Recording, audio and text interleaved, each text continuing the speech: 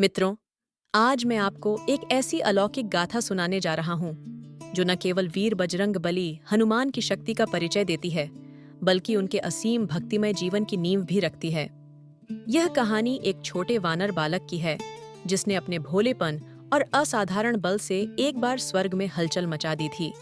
यह वही बालक था जिसने एक दिन अपनी अद्भुत शक्तियों से स्वर्ग को विनाश के कगार पर ला दिया था।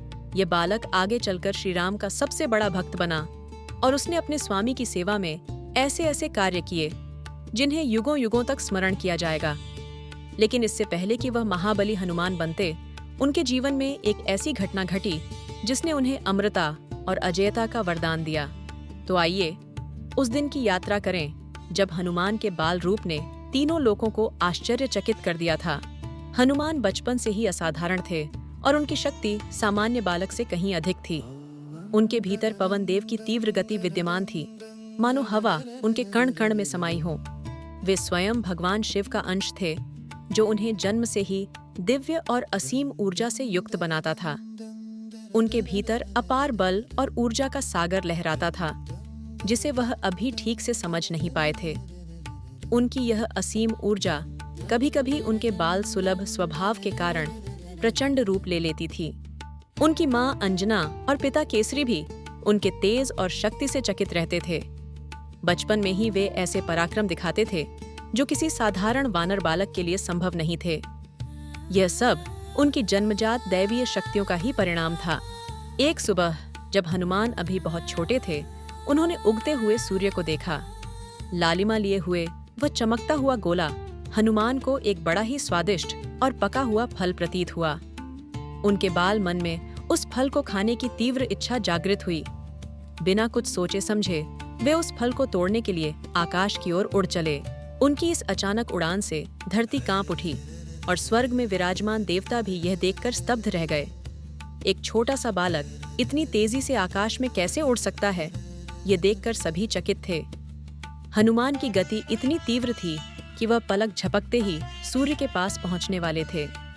उसी क्षण राहु नामक असुर सूर्य को ग्रसने के लिए अपनी यात्रा पर था। जब उसने देखा कि एक विशालकाय वानर बालक सूर्य की ओर तेजी से बढ़ रहा है, तो वह भयभीत हो उठा। राहु ने सोचा कि यह कोई और ही शक्ति है जो उसके कार्य में बाधा डाल रही है। घबराकर राहु ने तुरंत स्वर्ग के राजा इंद्र से सहायता मांगी। इंद्र ने जब यह दृश्य देखा कि एक बालक सूर्य को निगलने जा रहा है, तो वह अत्यधिक क्रोधित हो उठे। उन्हें लगा कि यह कोई मायावी शक्ति है जो ब्रह्मांड के संतुलन को बिगाड़ना चाहती है। हनुमान सूर्य को निगलने ही वाले थे। उनके मुख में सूर्य का एक बड़ा हिस्सा समाने ही वाला था। तभी इंद्र ने अपने अमोघ अस्त्र वज्र का प्रयोग किया। इंद्र ने क्रोधवश अपने वज्र से हनुमान पर प्रहार किया। वज्र सीधे हनुमान की ठोड़ी पर लगा, जिससे वह टूट गई और वे मूर्छित होकर धरती पर आ गिरे। इसी घटना के कारण उनका नाम हनुमान पड़ा, क्योंकि संस्कृत में हनु का अर्थ ठोड़ी होता है। अपने पुत्र पर हुए इस प्रहार को देखकर पवन देव अत्यधिक क्रोधित हो गए। उन्हें लगा कि उनके प्रिय पुत्र को अकारण ही दंडित किया गया है। क्रोध में आकर उन्होंने अपनी वायु शक्ति को पूरी तरह से वापस ले लिया। धरती पर हवा का चलना बंद हो गया, जिससे पूरे ब्रह्मांड में हाहाकार मच गया। हवा के अभाव में मनुष्य सांस लेने को तड़पने लगे, जीव जंतु छटपटाने लगे, जलने वाली अग्नि बुझने लगी और समूचे समुद्र शांत हो गए। उनमें लहरों का उठना बंद हो गया। सभी देवता और आर्षि मुनि इस अभूतपूर्व संकट से भयभीत हो उठे। देवताओं ने महसूस किया कि यदि यही स्थिति बनी रही तो संपूर्ण सृष्टि का विनाश निश्चित है। जब सृष्टि के विनाश का खतरा मंडराने लगा, तो सभी देवता ब्रह्मा जी के पास गए और उनसे इस संकट को टालने की प्रार्थना की। सृष्टि को बचाने के लिए स्वयं ब्रह्मा जी प्रकट हुए और उन्होंने हनुमान को चेतना दिलाई। ब्रह्मा जी ने हनुमान को ठीक किया और उनके घावों को अपने दिव्य स्पर्श से भर दिया। यह देखकर सभी देवताओं को अपनी गलती का एहसास हुआ और उन्होंने हनुमान को विभिन्न वरदान दिए, जिससे वे अजेय हो गए। इंद्र ने वरदान दिया कि उनका वज्र हनुमान को कभी हानि नहीं पहुंचाएगा और वे इच्छानुसार रूप धारण कर सकेंगे। अग्निदेव ने वरदान दिया कि अग्नि उन्हें जला नहीं सकेगी, चाहे कितनी भी प्रचंड क्यों न हो। वरुण देव ने वरदान दिया कि जल उन्हें डुबा नहीं सकेगा और वे जल के भीतर भी सुरक्षित रहेंगे। यमराज ने वरदान दिया कि मृत्यु का उन पर कोई प्रभाव नहीं होगा और वे चिरंजीवी रहेंगे। सूर्यदेव ने वरदान दिया कि वे हनुमान के गुरु बनेंगे और उन्हें समस्त ज्ञान प्रदान करेंगे।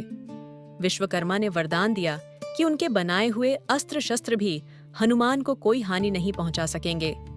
इस प्रकार इंद्र के एक प्रहार ने हनुमान को अजेय और अमर बना दिया। बचपन में हनुमान अपनी असाधारण शक्तियों के कारण कभी-कभी शरारती हो जाते थे। वे अक्सर अपनी बाल लीलाओं से देवताओं और ऋषियों को परेशान करते थे। उनकी अत्यधिक शरारतों से तंग आकर कुछ ऋषियों ने उन्हें एक शाप दिया। शाप के अनुसार हनुमान अपनी असीम शक्तियों को भूल जाएंगे। वे अपनी शक्तियों का स्मरण तभी कर पाएंगे जब कोई उन्हें उनकी क्षमताओं के बारे में याद दिलाएगा। यही कारण था कि श्री राम की पत्नी सीता को ढूंढते समय जब हनुमान को समुद्र लांघना था, तब वे अपनी शक्ति भूल गए थे। उस समय जामवंत जी ने उन्हें उनकी असीम शक्ति का स्मरण कराया और उन्हें अपने कर्तव्य का बोध करवाया।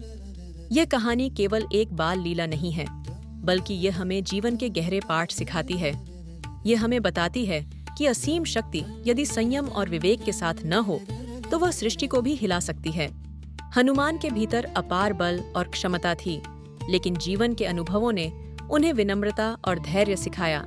इंद्र का वज्र प्रहार हनुमान का अंत नहीं था, बल्कि वह उनके जीवन की दिशा बदलने वाला क्षण था। इस घटना ने उन्हें दिव्य वरदान दिलाए और उन्हें अजेय बनाया। यह घटना हनुमान के महाबली बनने की यात्रा की शुरुआत थी और इसी ने उन्हें श्री राम का सबसे बड़ा भक्त बनाने की नींव रखी। उनकी यह कहानी हमें सिखाती है कि हमारे भीतर भी हनुमान जैसी असीम शक्तियां छिपी हैं।